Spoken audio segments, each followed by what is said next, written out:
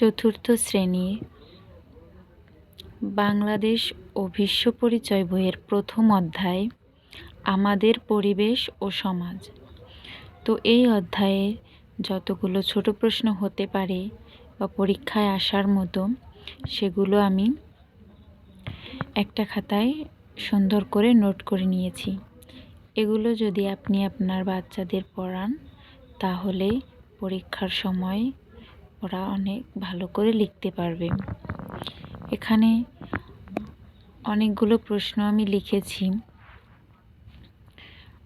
সেগুলোই আপনাদের দেখানোর চেষ্টা করব। তো শুরু করা যাক।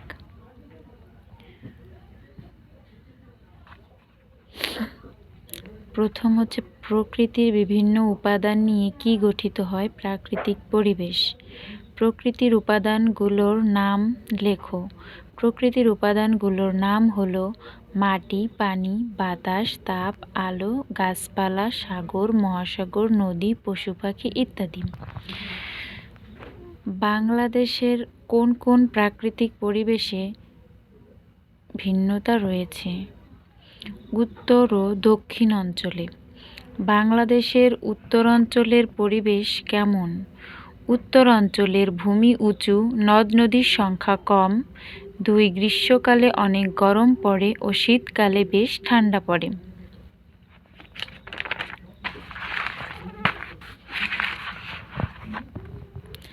দক্ষিণাঞ্চলের পরিবেশ কেমন? দক্ষিণাঞ্চলের ভূমি নিচু, নদ নদীর সংখ্যা বেশি, এ অঞ্চলে বন্যার প্রবণতা বেশি।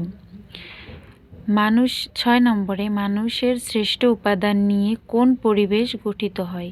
সামাজিক পরিবেশ। সামাজিক পরিবেশের কয়েকটি উপাদানের নাম লেখো। বাড়ি, বিদ্যালয়, খেলার মাঠ, রাস্তাঘাট ইত্যাদি। সামাজিক পরিবেশ কোন পরিবেশের উপর নির্ভরশীল? প্রাকৃতিক পরিবেশ। কোন অঞ্চলে গাছ ও ফসল কম জন্মে? শুষ্ক এলাকা। প্রচুর গাছপালা থাকলে কি হয়? আবহাওয়া ঠান্ডা থাকে এবং বৃষ্টিপাত হয়। বেশি বেশি গাছ লাগানো প্রয়োজন কেন?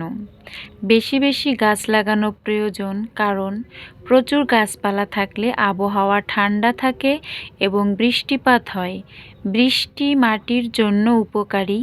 গাছ থেকে আমরা বাড়ি ও আসবাবপত্র তৈরির কাঠ পাই। তো এ পর্যন্তই ছিল প্রথম অধ্যায় থেকে প্রশ্ন। তো এগুলো যদি আপনি আপনার বাচ্চাকে প্রথম থেকেই পড়ান তাহলে ওদের পড়তে এবং বুঝতে মনে রাখতে সুবিধা হবে। যদি ভিডিওটি ভালো লেগে থাকে তাহলে লাইক করবেন, শেয়ার করবেন এবং অবশ্যই সাবস্ক্রাইব করবেন। ধন্যবাদ।